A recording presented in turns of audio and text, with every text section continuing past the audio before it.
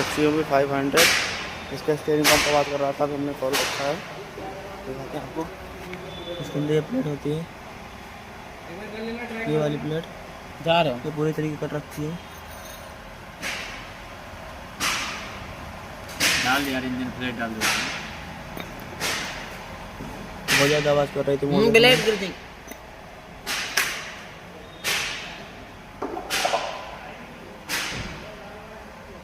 इसका ब्लेड लगा होता है, ये घुमाता है। बहुत ज़्यादा कट रखी है वाली प्लेट XUV 500।